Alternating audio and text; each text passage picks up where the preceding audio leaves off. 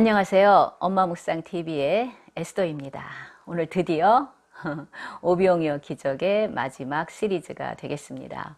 오늘 영상을 좀 더 의미 있게 보시려면요, 요한복음 6장을 읽어 보시기를 권합니다. 먼저 말씀을 보겠습니다. 50절입니다. 나는 하늘에서 내려온 살아있는 떡이니 사람이 이 떡을 먹으면 영생하리라. 내가 줄 떡은 곧 세상의 생명을 위한 내 살이니라 하시니라. 여기서 먼저 떡이란 번역을 좀 생각을 해봐야 됩니다. 왜냐하면 우리 한국인에게 이 떡이라는 것은 간식 개념이지 주식 개념이 아니지 않습니까? 그런데 본문은 주식에 대해서 말을 하고 있어요. 우리가 밥을 먹지 않으면 살 수가 없지요. 그러면 우리 한글 번역에서 보리밥 5덩이와 물고기 2마리 이렇게 번역을 해야 되는데, 또 보리밥도 요즘에 우리 주식이 아니잖아요.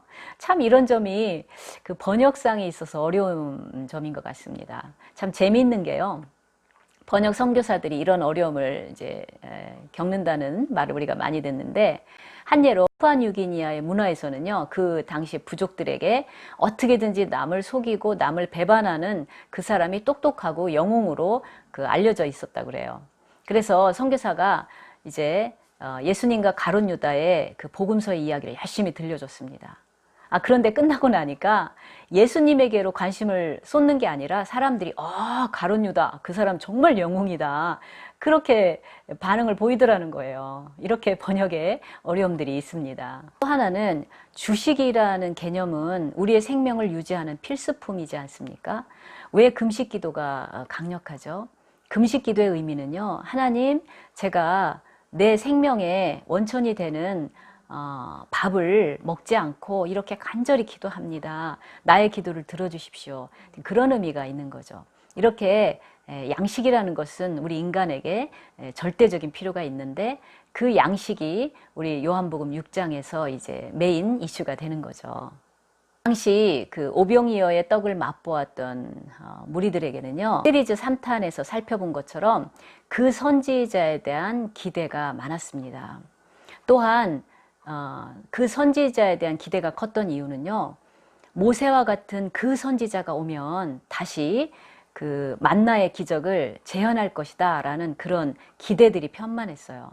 왜냐하면 미드라시에 그런 기록들이 많았기 때문입니다. 오병이어의 기적을 체험한 무리들이 혹시 예수님이 바로 그 선지자가 아니냐, 그런 기대가 있었고, 예수님과의 대화에서 갑자기 광야의 만나의 이야기를 꺼내는 것이죠. 미드라시 한 구절을 소개해 볼게요. 첫 번째 구속자는 무엇을 하였는가? 그는 만나를 내려오게 했다. 마지막 구속자는 다시 그 만나를 내려오게 할 것이다. 그리고 당시에는요, 메시아에 대한 개념이 오늘날 우리가 이해하는 우리 구원자 예수님이 메시아다라는 개념하고는 좀 달랐어요. 왜냐하면 구약에서 히브리어 발음인 메시아, 그리고 헬라어 발음인 그리스도라는 의미는요, 기름 부음을 받은 자로서 왕, 제사장, 선지자를 의미했기 때문에 그 당시에 이스라엘 백성들이 고대하던 메시아는 자신들을 정치적으로 해방시켜줄 정치적인 메시아였고, 혹시 예수가 바로 그분이 아니냐, 그런 기대가 폭발했던 거죠. 어쨌든 무리들은 그 이튿날이 되니까 다시 배가 고파졌죠. 그리고 배까지 타고 와서 예수님을 찾아왔지만 꾸지람을 들었죠. 예수님이 너희가 나를 찾는 것은 표적을 보았기 때문이 아니라 떡을 먹고 배불렀기 때문이라고 야단을 하시는 거예요. 사실 표적의 기능과 목적은 그 표적을 일으키는 사람을 바라보라라는 의미가 있었고, 무리들은 그 의미는 알고 있었어요. 그런데 예수님께서는 병자들을 기적적으로 고치셨죠. 수만 명의 사람들을 기적적으로 먹이셨죠. 어젯밤에는 이 가버나움 땅으로 건너오실 때 물 위를 걸어오셨다는 것까지 알고 있었을 상황이었어요. 도대체 이 예수가 누구냐.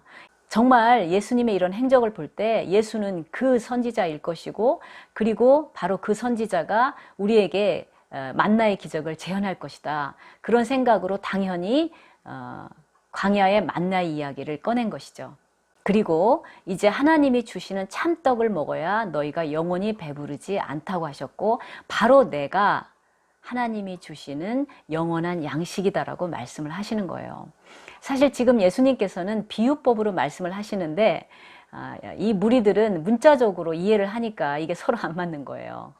그것은 사마리아 여인이 예수님께서 내가 주는 물을 먹는 자는 영원히 목마르지 않다 하니까 주님 저에게 그 물을 주셔서 제가 이 우물가에 물을 기르러 올 필요가 없게 해주십시오 라는 질문하고 비슷하죠.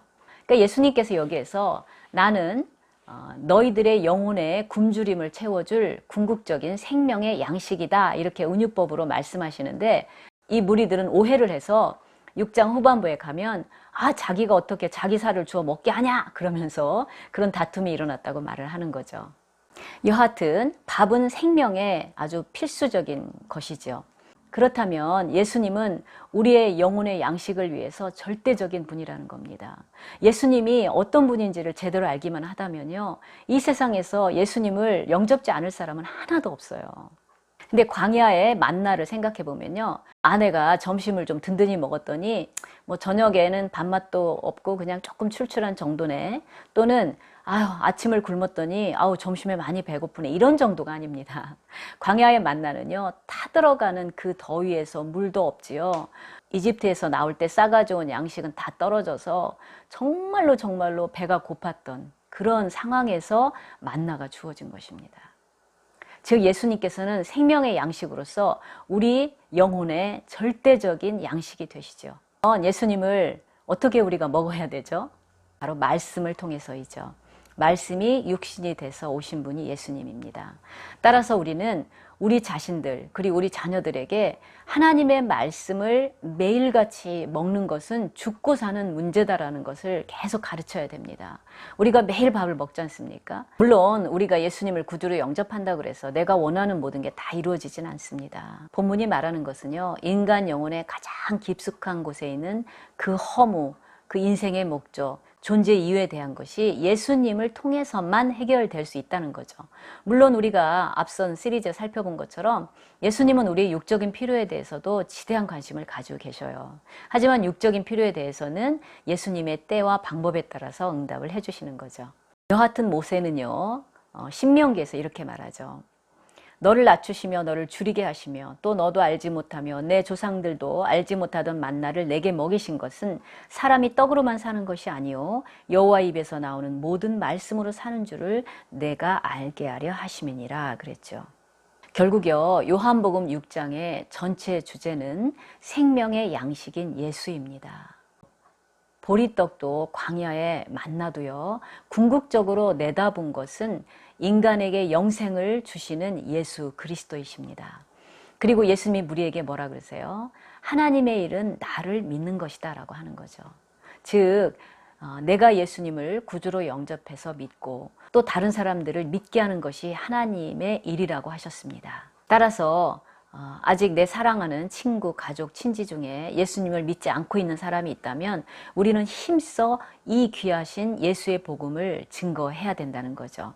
이렇게 요한은요, 요한복음 전체에서 하나님이 세상을 이처럼 사랑하사 독생자를 주셨으니 이는 저를 믿는 자마다 멸망치 않고 영생을 얻게 하려 하심이라.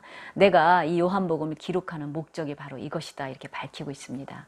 그래서 사람들이 요한복음은 심오한 책임에도 불구하고 초신자들에게 많이 권하는 책인 것 같습니다. 자, 이렇게 우리가 오병이어 시리즈를 통해서 공부를 해보았는데 이 말씀이 여러분들에게도 참된 양식이 되기를 간절히 기도합니다.